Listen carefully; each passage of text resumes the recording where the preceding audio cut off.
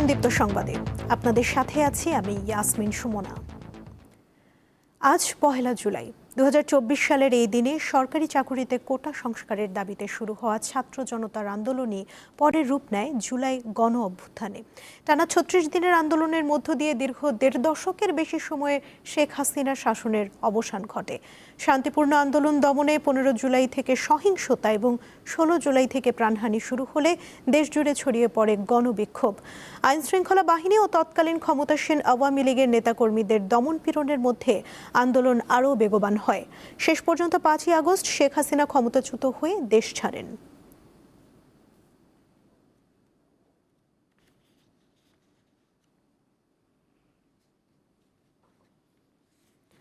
কুড়িগ্রামে ধরলা, তিস্তা, দুধকুমার ও ব্রহ্মপুত্র নদের পানি হ্রাস পেয়ে বিপদসীমার নিচ দিয়ে প্রবাহিত হচ্ছে। ফলে জেলায় বন্যা পরিস্থিতির উন্নতি হচ্ছে। আজ ভোর ৬টায় ভুরুঙ্গামারী উপজেলার পাটেশ্বরী পয়েন্টে দুধকুমার নদের পানি হ্রাস পেয়ে বিপদসীমার ২৪ সেন্টিমিটার, সেতু পয়েন্ট ধরলা পানির ৭২ সেন্টিমিটার এবং কাউনিয়া পয়েন্টে তিস্তার পানি ৩৬ সেন্টিমিটার নিচ দিয়ে প্রবাহিত হচ্ছে। অন্যদিকে চিলমারি, নুনখাওয়া ও হাতিয়া পয়েন্টে ব্রহ্মপুত্রের পানি কমছে, বর্তমানে বিপদসীমার নিচ দিয়ে বইছে।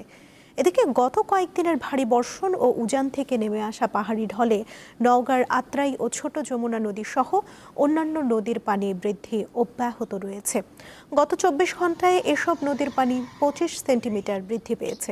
এতে নদী তীরবর্তী নিচু এলাকার শতাধিক পরিবার পানিবন্দী হয়ে পড়েছে।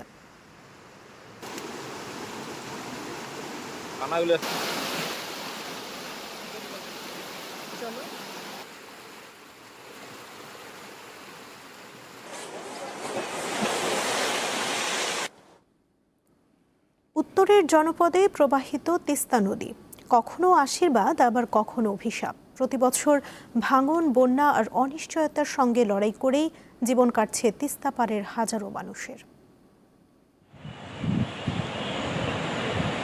এটি তিস্তা নদী, উত্তরের মানুষের জীবনের সঙ্গে মিশে থাকা একটি নদী। কিন্তু এই নদী যেমন জীবিকা দেয়, তেমনি কেড়ে নেয় ঘর, জমি আর স্বপ্ন। তিস্তা পাড়ের অনেক পরিবার প্রতিদিন লড়াই করে টিকে থাকার জন্য। অঞ্চলের মানুষের প্রধান জীবিকা কৃষিকাজ, মাছ ধরা, গবাদি পশু পালন এবং দিনমজুরি।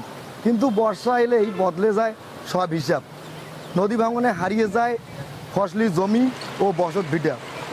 প্রচুর স্রোত হওয়ার কারণ হচ্ছে কি, ভারত পূর্ব পরিকল্পিতভাবে বর্ষাকালে সবসময় পানিটা ছেড়ে দেয়, সেই জন্য এই স্রোতের সৃষ্টি হয়েছে। এবং যে তিস্তার আশেপাশে যে নিম্ন অঞ্চলগুলো আছে, প্রতিটা নিম্ন অঞ্চল প্লাবিত হচ্ছে এবং আশেপাশের যে নদী ভাঙনের কারণে বাড়িগুলো ভাঙন হচ্ছে। যেখানে আবার বসত বাড়ির থেকে কিছু আবার শাকসবজি আবাদ করে খাবো, এটুকু আবাদ করে খাইতে পারি না। মনে করে হিড়িম করে বন্যা উঠলো, যেটুকু আবাদ করছে উঠুক মনে করে নিয়ে গেল। আমরা খুব রিস্কে আছি। তিস্তা যদি আমাদের বাস্তবায়ন হয়, তাহলে আমাদের হাজার হাজার একর সম্পত্তি আমাদের কৃষি আওতায় চলে আসবে।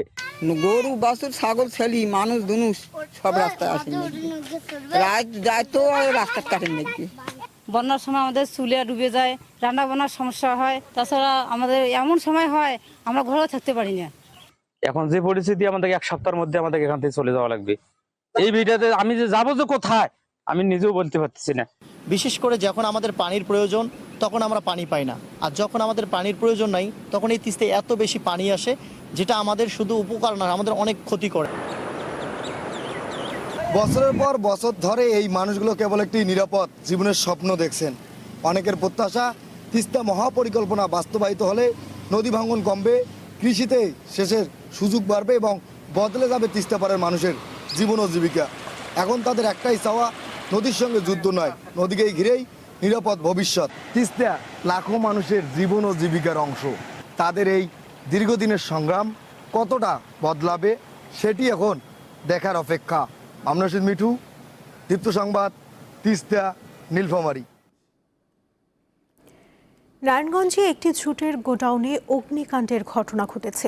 সকালে ফতুল্লার শিবু মার্কেট এলাকায় এই দুর্ঘটনা ঘটে। প্রথমে ফায়ার সার্ভিসের 2টি ইউনিট আগুন নিয়ন্ত্রণে কাজ শুরু করার পর আরও 2টি ইউনিট যোগ দেয়। 1 ঘন্টার চেষ্টায় আগুন নিয়ন্ত্রণে আসে। এ ঘটনায় কোনো হতাহতের খবর পাওয়া যায়নি।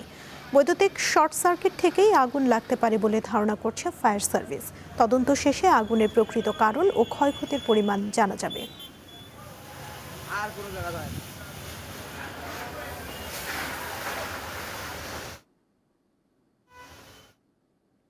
কুয়াকাটা ভাঙা 6 লেন মহাসড়ক নির্মাণ, পায়রা বন্দরকে পূর্ণাঙ্গভাবে চালু করা এবং বরিশাল ভোলা সেতু নির্মাণ সহ 9 দফা দাবিতে পটুয়াখালীর কলাপাড়ায় 30 কিলোমিটার এলাকা জুড়ে মানববন্ধন হয়েছে। সকাল 10টায় নাগরিক সমাজের আয়োজনে উপজেলার প্রবেশদ্বার 6 লেন এলাকা থেকে মানববন্ধনটি শুরু হয়। দুপুর 12টা পর্যন্ত একযোগে চলে পর্যটন নগরী কুয়াকাটা পর্যন্ত। মানববন্ধনে দল মত নির্বিশেষে সকল শ্রেণী পেশার অর্ধ লক্ষাধিকের বেশি মানুষ অংশগ্রহণ করেন। অংশগ্রহণকারীরা বলেন, সংসদে জাতীয় বাজেট ঘোষণা করা হলেও দক্ষিণাঞ্চলের উল্লেখযোগ্য উন্নয়নে কোনো বরাদ্দ রাখা হয়নি। তারা দ্রুত সময়ের মধ্যে জাতীয় বাজেটে বরাদ্দ অন্তর্ভুক্ত করার দাবি জানান।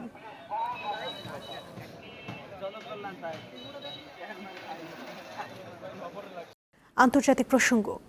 ভেনেজুয়েলায় ভয়াবহ জোড়া ভূমিকম্পে নিহতের সংখ্যা বেড়ে 1943 জনে দাঁড়িয়েছে। এছাড়া আহত হয়েছেন 10,000-এরও বেশি মানুষ। কয়েক হাজার মানুষ এখনও নিখোঁজ রয়েছেন। দেশটির জাতীয় পরিষদের সভাপতি হোর্হে রদ্রিগেজ জানিয়েছেন, ভয়াবহ এই ভূমিকম্পে প্রায় 59,000 ভবন ক্ষতিগ্রস্ত হয়েছে বা সম্পূর্ণ ধ্বংস হয়েছে। রাজধানী কারাকাস সবচেয়ে বেশি ক্ষতিগ্রস্ত হয়েছে। বিধ্বস্ত ভবনের নিচে আটকে থাকা মানুষদের উদ্ধারে উদ্ধারকর্মীরা কাজ চালিয়ে গেলেও সীমিত সক্ষমতার কারণে অনেক এলাকায় এখনও পৌঁছানো সম্ভব হয়নি।